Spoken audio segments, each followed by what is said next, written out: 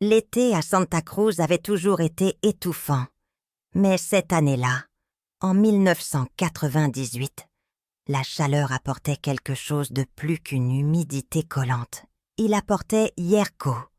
Je l'ai entendu avant de le voir. Sa voix grave résonna depuis le portail en fer forgé. « Iriana, es-tu là ?»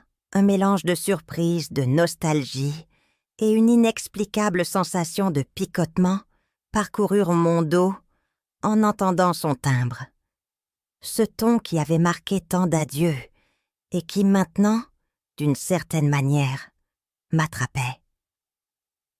C'était comme si tout ce qui avait été laissé derrière se condensait en ce moment, comme si Yerko avait emporté avec lui les ombres de ces années-là, et maintenant, en revenant, les ramenait avec lui.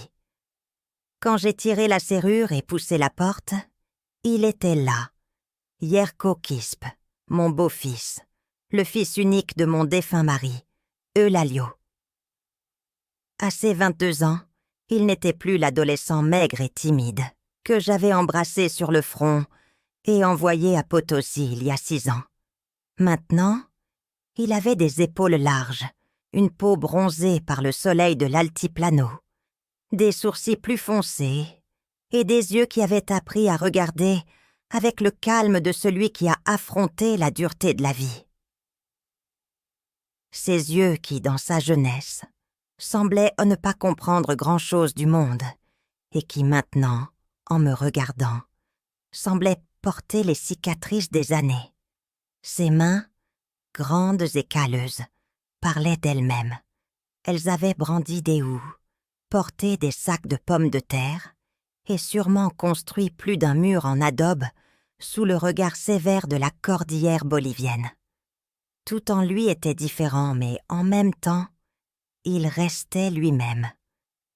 Comme une sculpture taillée par le temps, par l'expérience, par les mains de la vie qu'il avait façonnée d'une manière que je ne parvenais pas à comprendre totalement. Il portait une chemise en coton, blanche et propre, avec les manches retroussées jusqu'au coude, comme s'il ne se souciait pas de la chaleur, et un jean usé qui collait à ses cuisses comme une seconde peau, montrant la fermeté d'un corps endurci par le travail.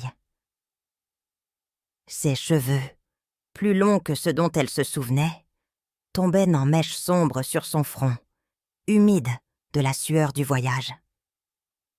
Il y avait quelque chose dans sa présence qui détonnait avec le rythme lent du quartier, quelque chose de vibrant, presque électrique. C'était comme s'il apportait avec lui l'énergie des champs, la force des terres qu'il avait travaillées pendant si longtemps, quelque chose qui se faisait sentir dans chacun de ses mouvements. Il resta silencieux quelques secondes, m'observant, et bien qu'un sourire timide se dessinât sur ses lèvres, ses yeux contenaient quelque chose de plus profond. Quelque chose qui n'était pas seulement de la joie de revenir, c'était plus. C'était comme si le temps que nous avions passé séparés avait fait grandir en lui quelque chose qu'il cherchait maintenant, quelque chose qui avait à voir avec moi, même si je ne le comprenais pas tout à fait. C'était un regard qui avait quelque chose de question, quelque chose de défi, quelque chose qui me faisait sentir vulnérable. Avant de continuer, en apprenant davantage sur les expériences quotidiennes et même les moments qui ont marqué la vie de ces dames, abonne-toi pour ne manquer aucune histoire et aime cette vidéo pour nous soutenir. Nous t'attendons dans chaque nouvel épisode. Maintenant, continuons. « Tu es toujours la même » murmura-t-il, comme s'il ne pouvait pas croire que le temps ne m'avait pas changé. Je souris, mais je ne dis rien.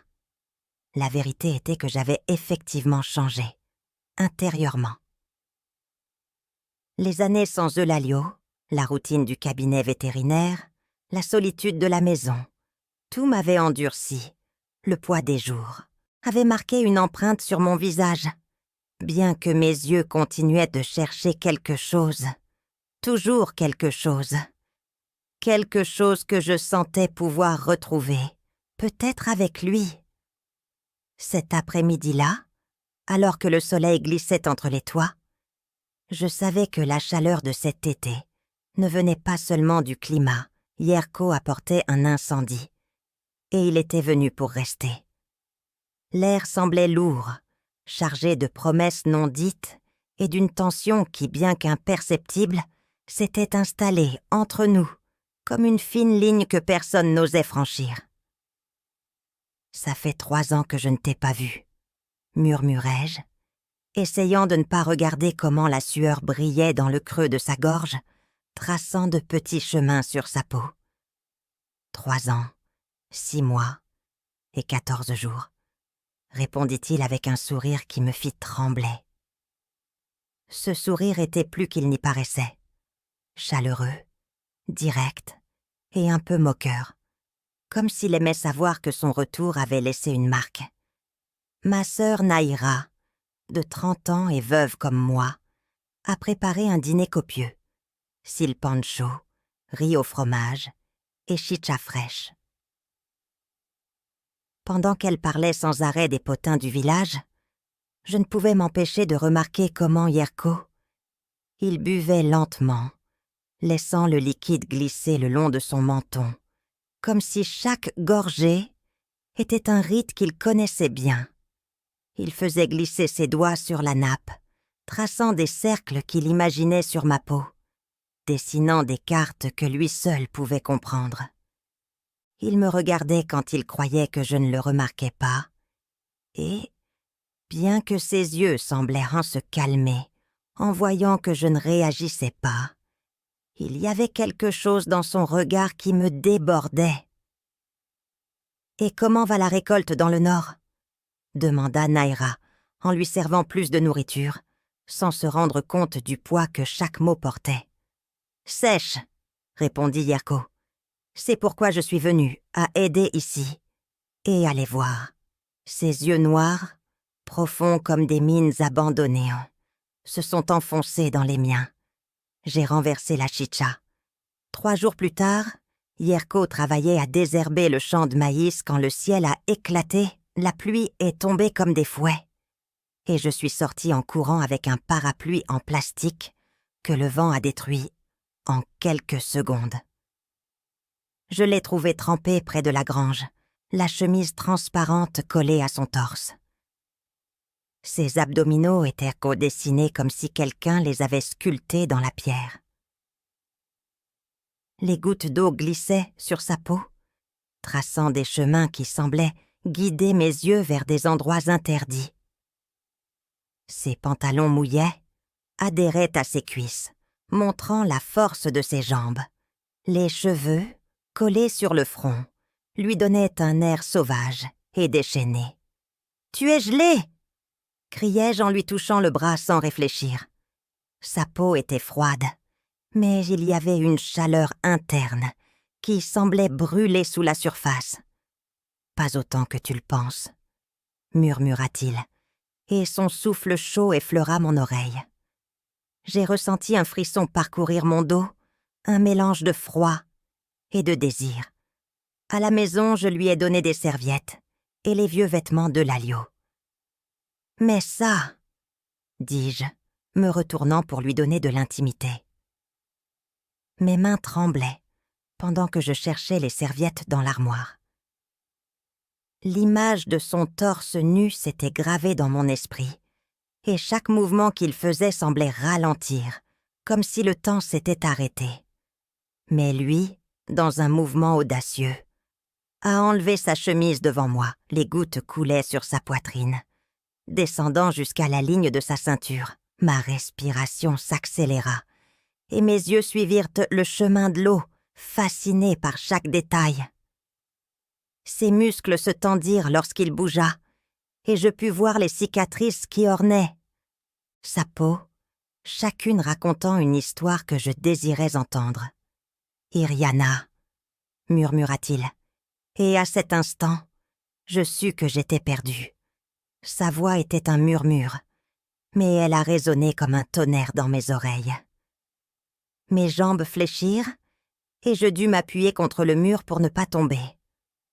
Le cri de Nahera depuis la cuisine nous sépara. La soupe refroidit. Sa voix rompit le sortilège, et je me forçai à bouger, bien que chaque pas me coûtât un effort surhumain. Cette nuit-là, j'ai rêvé que ces mains de paysans me réduisaient en miettes entre leurs doigts. J'ai rêvé de ses lèvres parcourant mon corps, de son souffle chaud sur ma peau et du son de sa voix murmurant mon nom. Je me suis réveillée avec le cœur battant et le corps en feu, sentant encore la présence de ses mains sur moi. Quand Nahera est partie pour Cochabamba, la maison est devenue notre jardin secret. Chaque recoin semblait murmurer des secrets, et chaque ombre cachait un désir. Nous nous déplacions avec précaution, mais aussi avec une urgence que nous ne pouvions pas contrôler. Chaque regard, chaque toucher, chaque murmure était une promesse de plus. Premier péché, Grange. Entre des sacs de maïs, ses lèvres trouvèrent les miennes. Il avait le goût de la terre et du danger, de quelque chose qui ne devrait pas être, mais que je ne pouvais pas éviter. Mes mains s'enchevêtrèrent dans ses cheveux, et je l'attirai vers moi désirant plus, toujours plus. C'est mal, gémis quand ses dents mordirent mon cou. La douleur se mêla au plaisir, créant une sensation qui me coupa le souffle. Rien qui se sente comme ça ne peut être mal, répondit-il, déboutonnant ma blouse avec des doigts experts. Ses mains étaient fermes, mais aussi douces, oui, et chaque toucher semblait éveiller quelque chose en moi. Nous nous sommes baignés nus dans le ruisseau derrière la maison. L'eau froide contrastait avec la chaleur de son corps, et chaque sensation semblait s'amplifier. Il m'a soulevée contre une roche lisse et m'a pénétrée pendant que les oiseaux criaient comme des témoins coupables. Ces assauts étaient forts, mais aussi contrôlés, et chaque mouvement semblait me rapprocher un peu plus du bord. Dans mon lit conjugal où Eulalio était mort 2 ans auparavant, Yerko me faisait crier dans des oreillers pour que personne n'entende. « Tu es plus douce que la canne à sucre fraîchement coupée », altère-t-il à mon oreille. Ces mots étaient un murmure, mais aussi une promesse, et chacun d'eux semblait allumer un feu en moi. « Maudit !» s'écria Nahera en brisant une assiette sur le sol. Les fragments se sont répandus sur le sol, reflétant la lumière comme des morceaux d'un miroir brisé. Le son du verre brisé résonna dans la maison, marquant un avant et un après dans nos vies. Yerko s'est éloigné de moi, mais il n'a pas eu honte. Il s'essuya la bouche avec le dos de la main, avec un mélange de défi et de tendresse dans les yeux. Il y avait quelque chose dans son regard qui ne demandait pas pardon, mais de la compréhension. C'était comme s'il savait que nous avions franchi une limite invisible et qu'il n'y aurait pas de retour en arrière. Sa poitrine montait et descendait rapidement, et je pouvais voir la tension dans ses épaules, la lutte intérieure qu'il menait. Mais à ce moment-là, rien de tout cela n'importait. Nous n'étions que lui et moi, et le poids de ce que nous avions fait. Nous n'avons pas beaucoup parlé après. La maison est restée silencieuse, comme si les murs eux-mêmes retenaient leur souffle, assimilant ce qui s'était passé entre nous. La nuit tomba lentement sur Santa Cruz, lourde, chaude, pleine d'insectes et de pensées enchevêtrées.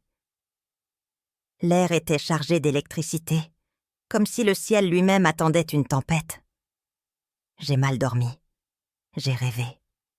D'Eulalio de sa voix lointaine, comme un écho depuis la terre humide où reposaient ses eaux. Son image se mêlait à celle de Yerko, créant une confusion dans mon esprit qui me laissait sans souffle. Chaque fois que j'essayais de saisir un sommeil paisible, les images s'entremêlaient et je me réveillais avec le cœur battant la chamade. Le lendemain, Yerko s'est levé tôt. Je l'ai trouvé dans la cuisine, prenant son café en silence, avec sa valise déjà prête à ses côtés. Il n'y eut ni explication ni adieu dramatique, juste un geste, un regard qui en disait plus que 1000 mots. Ses yeux reflétaient un mélange de tristesse et de détermination, comme s'il acceptait un destin inévitable. Je me suis approchée de lui, et pendant un moment, nous nous sommes juste regardés. Nous n'avions pas besoin de mots pour comprendre ce que nous ressentions. Le silence entre nous était plus éloquent que n'importe quel discours. Avant de monter dans le bus qui le ramènerait vers l'altiplano, il s'est arrêté un instant devant moi. Il m'a serré contre sa poitrine, fort, comme s'il voulait mémoriser la forme de mon corps. J'ai senti son cœur battre contre le mien, et pendant un instant, j'ai souhaité que le temps s'arrête, mais je savais que ce n'était pas possible. Son souffle chaud effleura mon oreille quand il murmura « Je reviendrai quand le maïs sera à nouveau haut », murmura-t-il, la voix rauque, presque tremblante. Je ne pouvais pas lui répondre. À peine ai-je hoché la tête, sentant quelque chose se briser à l'intérieur de moi. Chaque mot de sa part était à la fois une promesse et une condamnation. Je savais que chaque jour sans lui serait une éternité, et chaque nuit une lutte contre mes propres pensées. Je restais sur le porche, immobile, regardant le bus s'éloigner en soulevant de la poussière sur la route. Le soleil du matin illuminait l'horizon, mais il ne pouvait pas dissiper l'obscurité que je ressentais à l'intérieur. Alors Naïra, ma voisine, s'est approchée avec son pas lent et son visage plein de rides sages. Elle me trouva avec les yeux rouges et la chemise trempée de larmes. Sa présence était un réconfort silencieux, une main amie au milieu du chaos. « C'était ton beau-fils », dit-il, mais sans reproche, comme celui qui énonce une vérité sans intention de blesser. Ses paroles étaient douces, mais pesaient comme une pierre sur mon cœur. Et l'unique homme qui m'a fait sentir vivante depuis le départ de l'Alio, confiai-je d'une voix tremblante, sans honte, seulement avec une profonde et sincère tristesse. Chaque mot était une reconnaissance de mes sentiments, une admission de ce qui s'était passé entre nous. Naïra me regarda avec un mélange de compréhension et de tristesse, et je savais qu'en dépit de tout, elle était là pour moi. Depuis ce jour, chaque fois que le vent fait bouger les cultures de maïs, je regarde le chemin poussiéreux qui mène vers le sud. J'écoute les grillons et les feuilles agitées, comme s'ils annonçaient leur retour, j'espère. Et en même temps, j'ai peur, parce que je sais que s'il revient, s'il apparaît à nouveau devant mon portail en fer forgé, il n'y aura aucune force dans ce monde qui puisse me l'éloigner. Chaque jour est une lutte entre le désir et la raison, entre l'amour et la culpabilité. Mais, malgré tout, j'attends toujours, car au fond de mon cœur, je sais qu'il le fait aussi. Merci de nous accompagner dans ce voyage d'émotions. Souviens-toi que ton soutien signifie beaucoup pour nous. Si cette vidéo t'a plu, n'hésite pas à la liker et à la partager. Nous avons beaucoup d'autres histoires peu passionnantes à raconter. Ne les manquez pas, ne les manquez pas. Abonnez-vous et activez la cloche de notification. Abonne-toi et active la cloche de notification. À la prochaine.